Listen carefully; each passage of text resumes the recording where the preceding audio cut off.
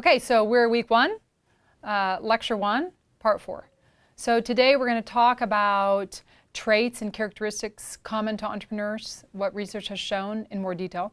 We're going to talk about myths, common myths associated with entrepreneurship, and we're going to talk about success and failure statistics, which hopefully will be interesting for you guys. Okay, so common traits and characteristics. So there are certain commonalities. I mean, again, it's inconsistent, it's inconclusive, but there are certain traits that tend to come out more often than not. It doesn't mean that if you don't have them, you can't be an entrepreneur. It doesn't mean that if you have them, you're going to be automatically successful. It just means that some entrepreneurs tend to have some of these traits, and the research has shown this over and over again. So some of the stuff that you would see entrepreneurs having commonalities with: the creativity, innovative, not scared to fail, risk-taking to some extent, hardworking, people who will work into the ground. They tend to not sleep a whole lot. High energy, I think, is something I see quite a bit of, and really strong work ethics are something that we tend to see quite a bit. Independent is something that is common to many entrepreneurs. Confident. You don't necessarily have to be comfortable speaking in public, which is something I think you will develop as an entrepreneur as you progress and pitch more often, but some are good speakers, some are not so good speakers. Calculated risk takers, so we tend to be risk takers, not fear of failure, but at the end of the day, we look and see what's in the water and see if there's sharks before we jump in, and we try to minimize the risk, but still understand there is risk and there is some failure that may come along with it, so you have to be okay with that. Avid learner. The best entrepreneurs and many entrepreneurs that I can think of tend to study all types of things. They don't just get stuck in their one field of study. So my husband's a good example. He is probably, I mean, without a doubt, of course I'm biased because he's my husband, but probably one of the most intelligent people I've ever met in my life. He tends to be highly studied. He tends to study anything from physics to chemistry to biology. He is a computer science engineer and software engineer, but he also then will study fitness, and he'll study robotics, and then he'll study environmental issues, and then he'll read about the government. And one thing I've noticed is from many entrepreneurs, especially those that I surround myself with, they are very well read, and you could pick a topic and they can talk on it intelligently. And I tend to see this quite often. Inquisitive, driven. Okay, that's something that we tend to see quite a bit of. Resilient, so this is something I think goes with the territory. The first time you fail is terrible. I mean, it is hard to pick yourself up.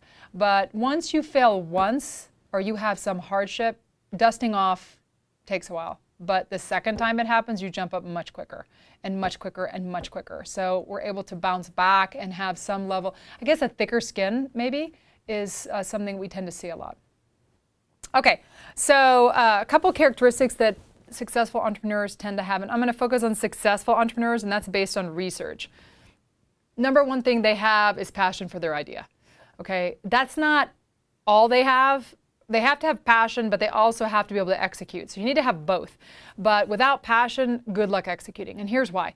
If you're going to spend 100 to 120 hours a day living and breathing your business, you better damn well like what you do. Okay, otherwise your chance of failure is going to be much higher than if you actually enjoy it, so it doesn't feel like work.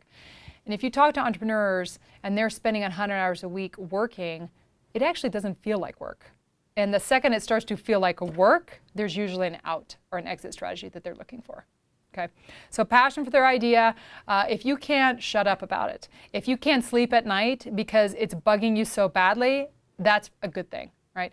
If you have an idea and you can forget about it and you don't revisit it for a month, probably not something you should pursue. Okay? Most successful entrepreneurs also understand that they need to have a customer focus. So you need to listen to your customers. You have to see understand first what your customers think, what they like, what they want, but also see how they would use your product or service, and understand their demands on it, right? So if you look at Steve Jobs before he died, he basically believed that the computer is the most valuable and remarkable tool ever made, period. However, he said it was only valuable if you can get that computer into every person's hands. So in other words, if the computer is so expensive that no one can afford it, it's really a useless tool.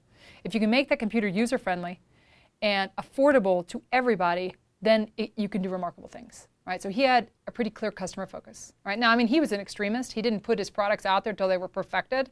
And that might have caused some problems for his company. But in the end, he was very clear on what he wanted the product to do and what the customers wanted from the product and the end goals. So customer focus was crucial. Okay, another thing that is common among entrepreneurs is execution intelligence. Okay, so the ability to turn an idea into an actual viable business. I hear this a lot from students. When they come in my office, they want to talk to me, yet they don't want to tell me their idea because they're scared that I'm going to steal their idea. And when I first started teaching this class, I wasn't sure how to deal with it. Now, having been with this class now over 6 years, I tell my students, look, I'm not in the business to steal your idea, right? Venture capitalists are not in the business to steal your idea. An angel investor is not in the business to steal your idea. You who are the most passionate, who's willing to put the 100 hours in a week and go sleepless nights, are in the best position to execute your idea, right? But if you think you're going to get an idea, find a partner, and then back off and let your partner do all the work, you have another thing coming. Because partners tend to want everybody to pull their weight. Okay? And executing it, taking the idea and getting it to market is more important than the idea itself.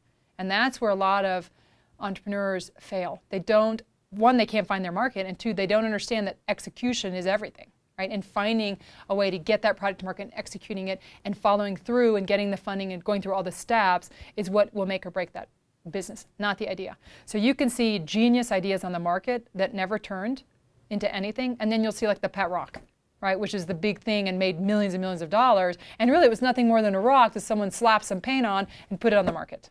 Okay, so that's where the ability to turn your idea into something viable and make money and generate money is a skill. So anything from figuring out how to charge people, how you can actually make money, so what is your actual business model, to getting your money set in place, getting funding, giving away equity or not giving away equity, managing the money. So if you get $1 million investment, you're not going to give yourself a $999,000 plus salary because you need that money for the next 5 years to keep that business going. Right? So leading and motivating your employees, keeping them moving forward when they're putting in 100 hours a week and you have very tiny, tiny improvement steps is something also that is hard to do, but is crucial. So if you talk to most entrepreneurs, so the founders of Amazon, right, Jeff, he basically is famous for saying ideas are a dime a dozen. It's execution that's everything. And that's something that you can read any entrepreneurship book you pick up. And that's something that will be the same through and through, regardless of what book you're reading. Okay, another characteristic that's really common is tenacity despite failure. Okay, so don't be scared to fail. Failure is a normal part of life.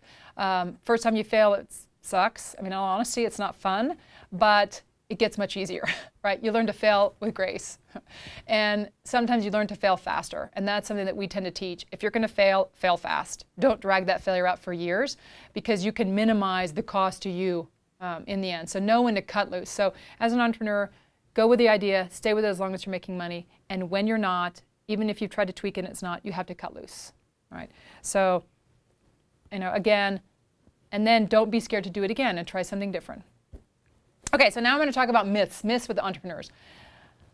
So, gosh, I have heard so many myths, and I have been taught so many myths throughout my MBA and throughout my PhDs that now I can look back and laugh, but they actually were teaching some of this in class, and now we know better. So one of the biggest myths with an entrepreneur is that they're young.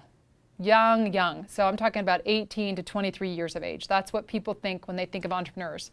Young college-age students that are fresh in school, come up with an idea, have all the energy in the world, and will run forward and create the business. That's actually false. The average entrepreneur in our country is between the ages of 35 and 45 years of age. And they, in fact, have worked for someone else for 10 plus years. Okay? And that is the largest number, statistically speaking, the largest number of entrepreneurs in our country. Now, after that age group, which is 35 to 45 years of age, it's not the youth that comes in, it's actually the boomers. And the boomers are closer to 60 into the 75 years of age. So they are starting to come into I'm in the 35 to 45 years of age group, obviously. So my age group is the most productive and the most entrepreneurial, so to speak, in the US right now. The boomers are coming in now and are choking us out statistically. So they're next in line. So if you look at my generation and the boomers, we basically command almost 75% of the statistics as far as what entrepreneurship is doing in our country. After that age group, you have the 45 to 55 coming in, and then you have, after that age group, the 24 to 30-year-olds. The smallest amount of entrepreneurs, smallest number of entrepreneurs in our country actually comes from the college age, 18 to 23. And in fact, they're so low right now that people who are teaching and researching and understand the field of study are freaking out. That's why there's so much focus on entrepreneurship at the college age. There's so much business plan competitions. There's so much funding capabilities at the youth level. We're actually teaching in high schools now. We're teaching it in middle schools. My kids in elementary school had a session in their curriculum, a section in their curriculum that was dedicated towards entrepreneurship. That's because the statistics are starting to drop in the youth, and our country is fearful for the future. Okay, so the other thing that is false, which is a myth that I find interesting, is that basically we're gamblers, right? Risk takers, don't look what's in the water before you jump. That's all false, all right? We are calculated risk takers. There's no genetic predisposition towards entrepreneurship. We tend to look at uncertainty and try to minimize as much as possible, so that means that you do research. So the first thing that I would tell you if you came up with an idea is not just to run with it and create a business. I would say, you know what? Why don't you go out and talk to about 1,000 people who are actually potential customers and see what they think before you ever invest $1 in that idea. And then once you do that, you do a feasibility study, and there are certain steps that I would tell you to take to try to minimize the risk. And understand that even at the end of that, there's no guarantees that you'll be successful. But that at least will allow you to be in a better place to understand the market, who your customers are, what they want. Okay, so again, a third myth is that we're born to be entrepreneurs. Hopefully after these few lectures you realize that's false. Anybody can be an entrepreneur at any age, at any time.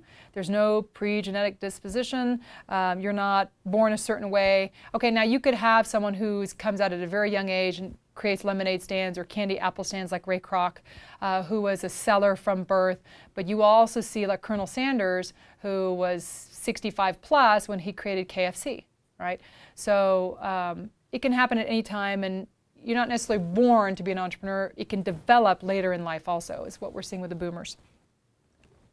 Another myth is that entrepreneurs are motivated solely on money. I was actually taught that and this is actually in my MBA program, if you didn't make your first $1 million by the time that you were 30, you would never make it in life. This is something they actually taught us in class, and we know that to be false. Now, first of all, if entrepreneurs, the most successful entrepreneurs and the ones that are starting businesses are 35 to 45 years of age, that $1 million bracket now is going in towards 50. Okay, and there's plenty of millionaires that are boomers that have never owned a business and have launched and become very wealthy, right? Also, if you look at, like I said before, one of the motivations is for starting a business is financial reward, but that's not to be a millionaire. It's just to create a comfortable lifestyle that you could sustain calling your own shots, okay? I'll give you a couple of, I'm going to read these because I don't have them memorized. So Ted Turner, Debbie Fields, Tom Siebel are all examples of people who were not motivated solely by money. They didn't really go into business thinking they would be millionaires. Some of the quotes that they have been famous for saying, if you run after money, you'll never find it. If you put a high price on money, you'll be too scared to lose it, and you must be willing to lose it to find it, okay? And another thing that I find interesting is most entrepreneurs that are wealthy, actually the people I think that I know that are the wealthiest, you would never guess how much money they have by the way that they dress or the vehicles that they drive. Sam Walton is famous for that with Walmart, with the car that he drove and the way that he tended to live. Jake Jabs, to some extent, tends to drive trucks that are not the newest and latest and greatest versions. So Warren Buffett, I was going to say Jimmy Buffett, I guess I'm thinking of the song Margaritaville. So Warren Buffett is another example that he tends to not have a very showy lifestyle given the amount of money that he's worth, okay? So that's also a myth that we're not solely motivated by money, and that's not why we go into business. Another myth is that we tend to love attention in the spot. That's actually false. I can think of, off the top of my head, probably 300 entrepreneurs that are in the media on a daily basis. Some of my really good friends like David Cohen from Techstars or Brad Felds, who's a venture capitalist in Boulder, they have to work to be in the media, and they tend to be in the spotlight because they put themselves there to try to build awareness on entrepreneurship. And because they have columns and things like that in magazines, and they blog quite a bit. But most of the entrepreneurs that I know that are highly successful, you would never know who they are. And you would never know how well they've done because they don't show it and they're not out there telling and bragging people about it. So if you look at the most of the companies, let's say listed on the NASDAQ, which is one of our stock exchanges, we have over 3,500 businesses. Most of those are startup companies. Most of those are high-tech businesses.